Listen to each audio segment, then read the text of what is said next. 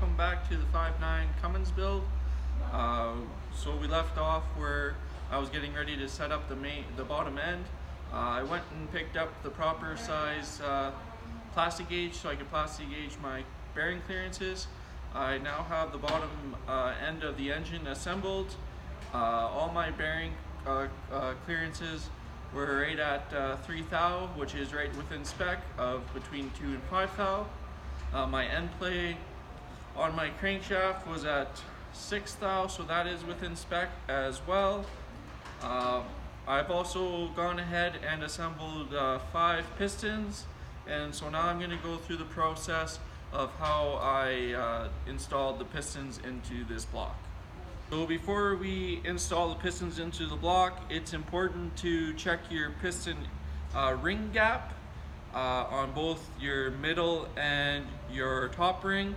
Also on piston rings, there might be a number or labeled as top. You always want to install the piston ring in the correct orientation on the piston when you go to install it. So in order to check ring gap, you simply fit the piston into the block. Use your new piston as a way to center it into the block, down into the bore.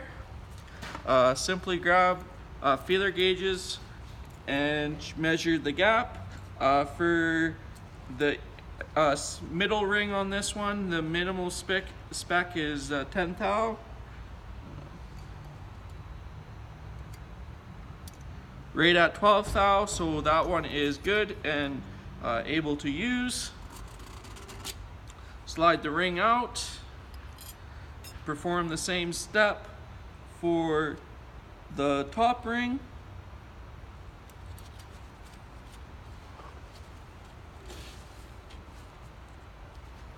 Again, slide it down into the bore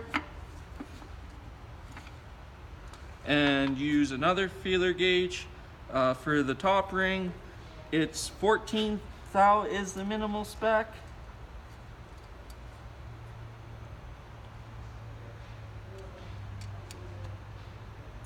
We're right at 15 thou, so this piston ring is also usable. With piston ring gap clearances, if you are going to be running any kind of power adders like nitrous, you'll want to stay on the high side of your piston ring clearances, as your top of your piston will expand quickly, and most nitrous failures are from piston failures are from ring gaps being too tight and breaking the top gland of the piston.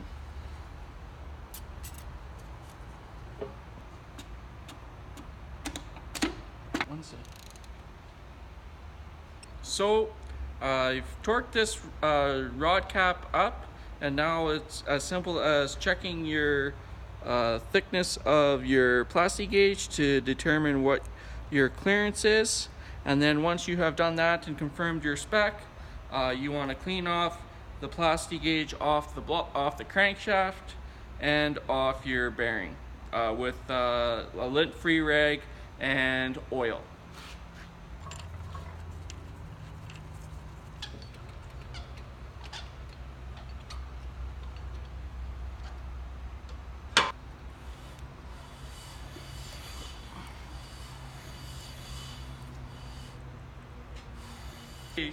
We've got our pistons all installed, so now it's time to check our piston protrusion. Now we will zero our gauge, and we shall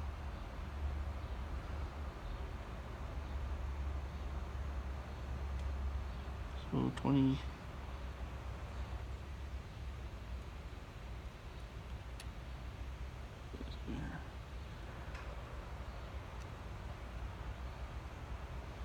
Is that just going backwards, or is that going straight? So now we've checked all of our piston protrusions. We're at 20 thou, which is right on spec. We can use a standard size head gasket. So now we're going to move on to installing our lifters, followed by pressing off the cam gear off the old camshaft and installing it onto the new camshaft, and then installation of the new camshaft and gear case. stated earlier in part 1 of this teardown, we talked about the killer dowel pin. So how I'm going to address this is I'm just going to make a little piece of steel, drill a hole that'll reach from here to here, and then use the bolt to hold it in place, and that'll keep that dowel pin from being able to work itself out and into my gear case.